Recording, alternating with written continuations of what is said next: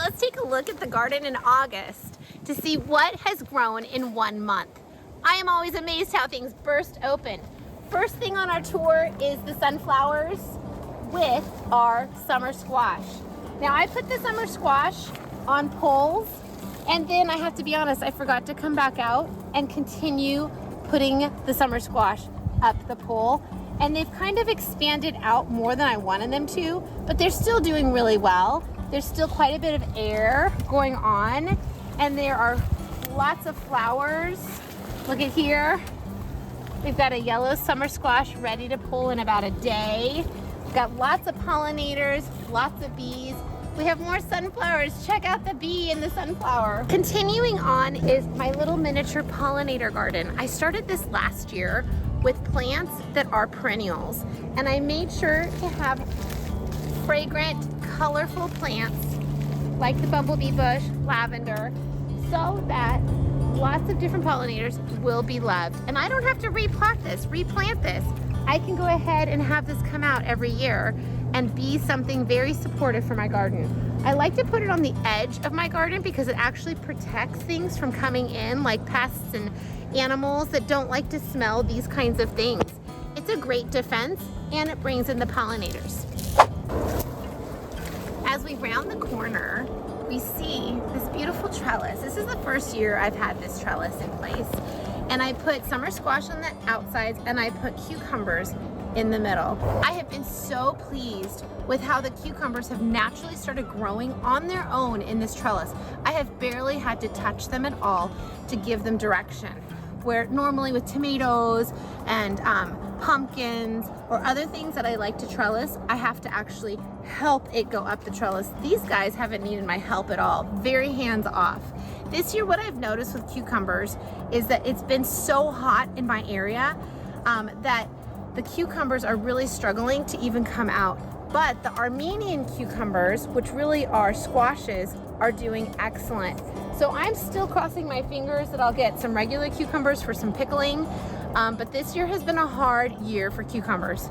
The leaves are gorgeous, things are happening, things are growing, and I still have hope for my cucumbers. Over here, we still have more beautiful squashes, and there's going to be a couple squashes every day that I come and I'm able to pick. I added the sunflowers on the corners because I always love to add those pollinators, and having the birds get attracted to the sunflowers, they actually will sit and perch and peck the leaves, which is not a bad thing, and then they'll eat bugs for me and protect my garden. It's a natural garden protection that's super organic.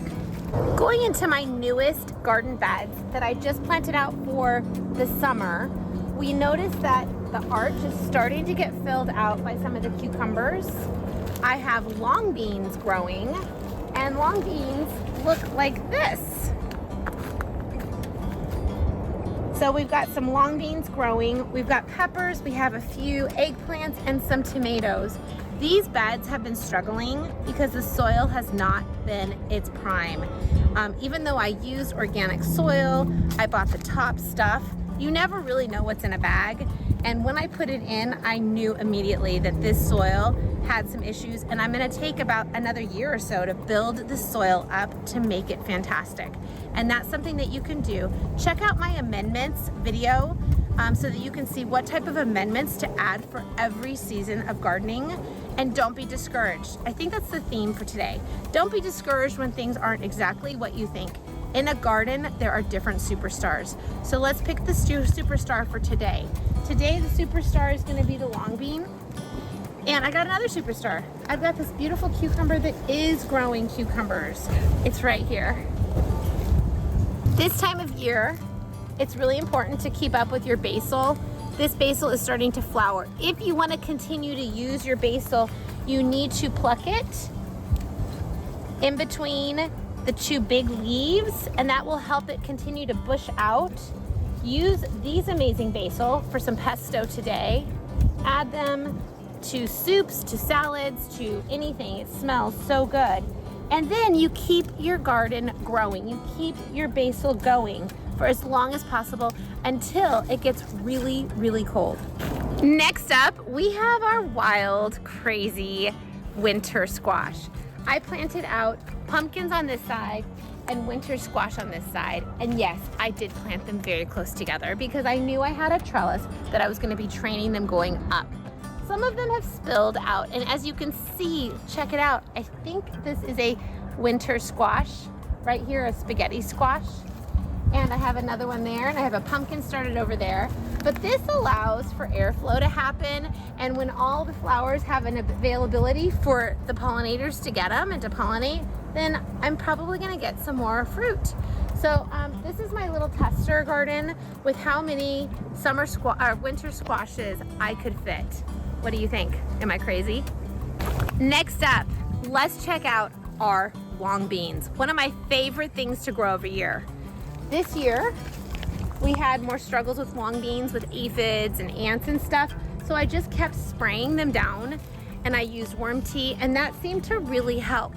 If you'll notice, some of the long beans I will pluck, chop, and use today in my food, and some of them, like this one, I'm gonna go ahead and let it start actually getting dried out. Once these are completely dried out, I can open them. This bean is ready to plant out for next year. So it is just a beautiful process that long beans and pole beans and bush beans will all do the same thing. You can have beans from year to year to year and use them. Let's talk tomatoes. I still have my sunshade on because it's still gonna be 90 degrees, give or take, and I still need my tomatoes to be able to have the energy to actually fruit and produce instead of just survive.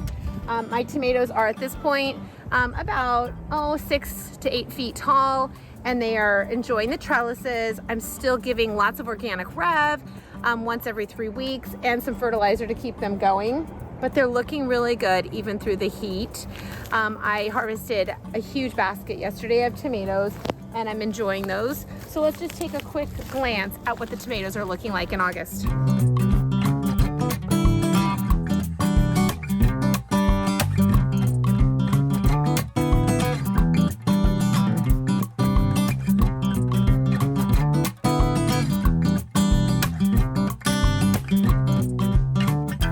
Oh my goodness, last month there was nothing growing here, but check it out. This is my melon patch.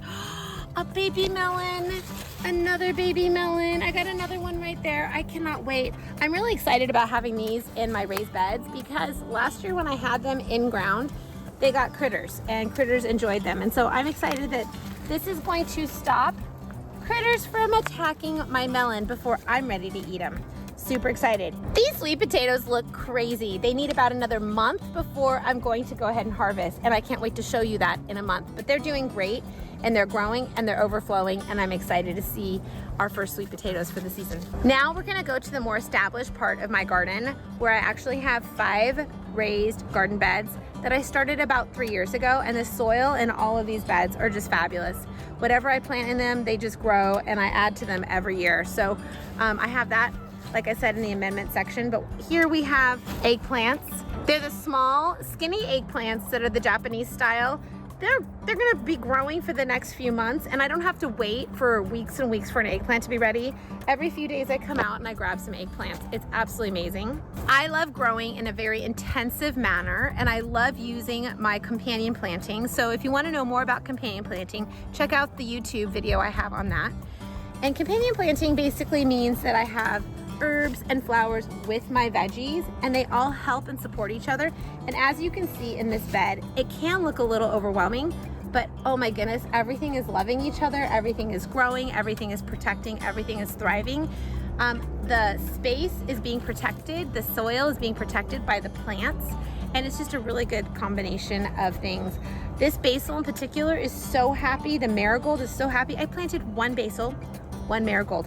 Check out how big they got because they were so happy in the soil with these other plants. Here we have some beautiful eggplants that are continuing to grow, and I'm continuing to harvest and enjoy in my meals every single day. And then we have seeds here that I'm going to be able to use, dill seeds, in my cooking, but also I can go ahead and replant when they're dried out on this particular bush. I've got some bush beans planted, interspersed with peppers and tomatoes, and I have my trellises going on that are also housing all these beautiful tomatoes. This year I did try something called a ground cherry, and it was said to be like one of the best things to grow. I have to be honest with you, nobody in my family, including me, really enjoyed them. So if you like ground cherries, tell me what you do with them and why you like them. Like, it's okay, but the bush is huge. I've had to cut half of it down because it takes over the world. And it wasn't worth the space that it took for me. So next year, I'm not gonna be doing ground cherries for sure. I go ahead and I love to plant sunflowers randomly in the corners of all my beds. I just love the beauty of what they bring. Continuing on with our garden chore, let's check out what we have in the very last bit. I love these zebra tomatoes. I couldn't help it, sorry. We have more basil, we have more marigolds, we have tomatoes. We're trellising up the tomatoes and going over. And we're really having quite a bit of production in these small spaces.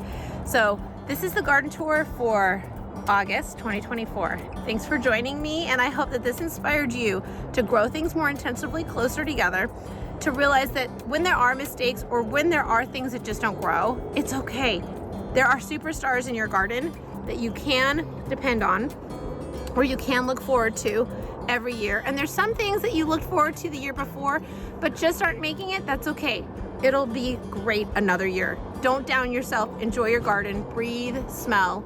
The wellness of being out in your garden is what is most important.